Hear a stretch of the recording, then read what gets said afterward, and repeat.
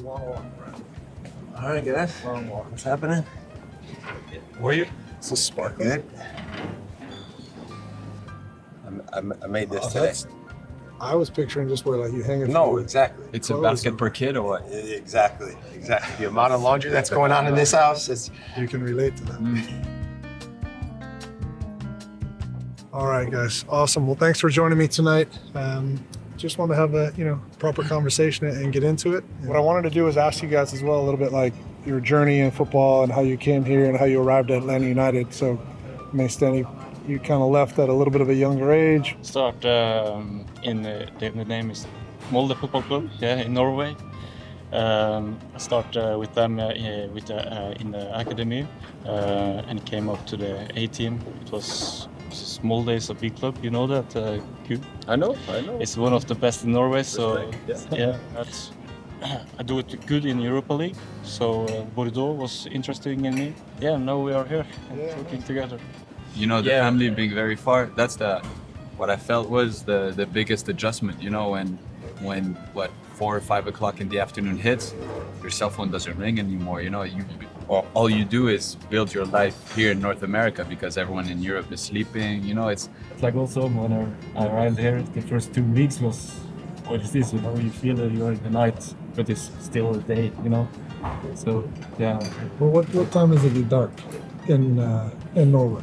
Depends on the month. And also what time of the latitude, right? Time of the year. Yeah, in the north, we have 2 weeks, you don't see the sun. So that's a little bit crazy.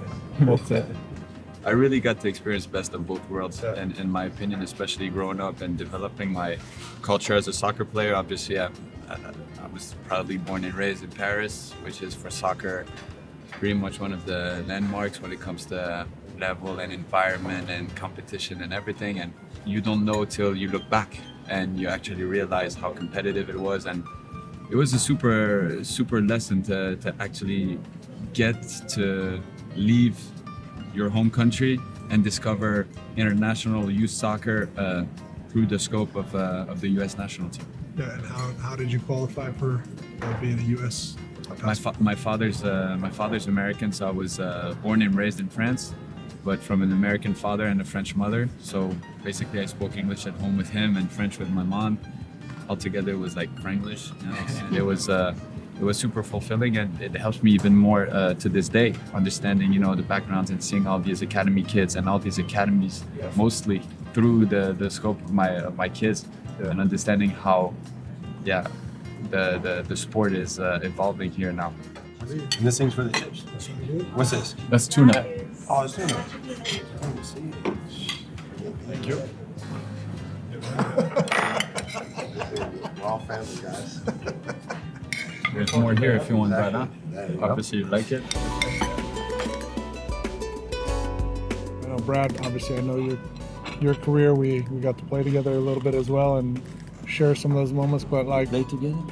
How do I do come on, I'm not that old. Exactly. Who you asking? What was that culture shock like for you? Like the difference of growing up here in America and then moving to Europe. Obviously, the language was not a barrier, but as an American soccer player, you instantly get all of the, everyone apparently has this Southern Texas, accent. Yes, and you're a cowboy in England, and we all talk like that in America. And so, in the locker room, the banter was extremely high, and a lot of it was about being American, being a soccer player in America. They thought that was the most foreign thing ever. Americans that are going into these environments, maybe it's not meant for them, or it's the wrong environment, but maybe they're homesick, and after a year they want to come home. And for me, there were certainly days when I was like, man, I wish I was back in America, but I also knew that I was living my dream, and I needed to fight for it. You've got to roll your sleeves up and kind of put your head down and work and get after it, and that's the only way I've ever known. And so for me, it was like I'm gonna gut this out and stick it out. And in reality, it's survival. It is. People don't understand how life and death soccer is in Europe, and you've experienced it in France, and the level of expectation and the how it is connected to the city you're supposed to represent and the local environment. So many things can go your way, but also it could go south in like, in an instant. I was super lucky too. Like, you talk about welcoming new players, right, from a new country. When I got to England, 2 guys took me under their wing, drove me to and from training every day. Those guys, they're, Who was that? Nigel Coker and Zat Knight, because they didn't have to do that, right? Not everybody does do something like that, and so I was extremely appreciative of that. And now those guys they're lifelong friends.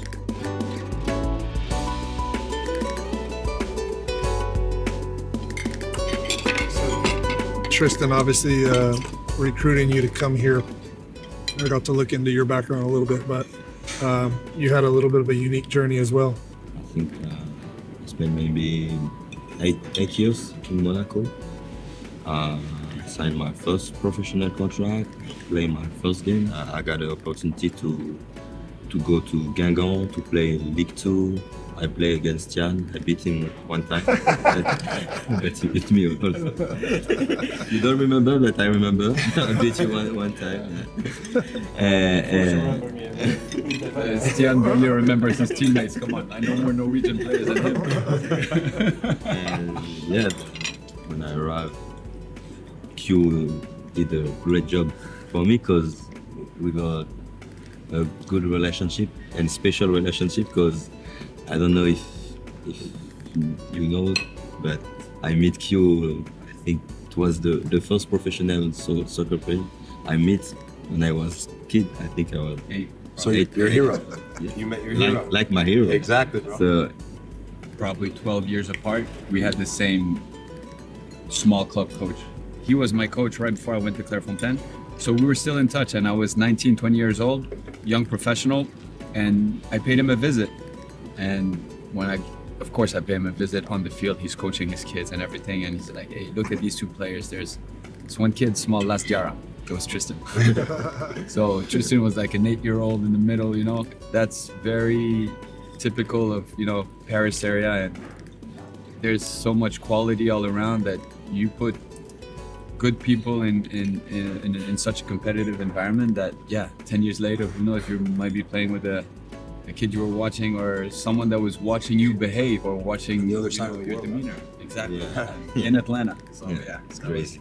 You guys do a lot for this club. That is one of the key pillars of our organization, is being a part of the community. How important is the community to a soccer club? Like, it's sometimes hard to describe, but we're almost stewards of the club.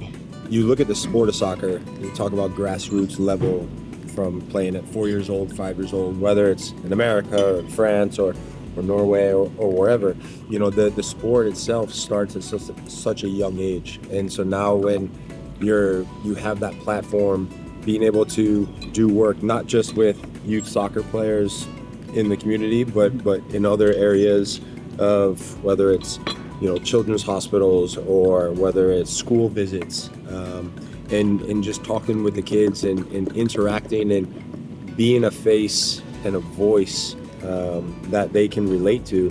For me, that's one of the biggest joys of having this profession as a job.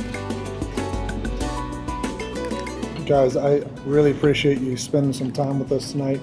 Obviously, Tio Lucho providing this awesome food, Truist picking up the bill for us, Brad, Stian, Tristan, Q, thank you guys for the time tonight, and I hope we can do this again. I appreciated learning from you guys, and it's interesting to hear your guys' stories. I see you guys talking at the tables, but I'm not always in those conversations, so good to understand a little bit more of the background, but we appreciate that tonight.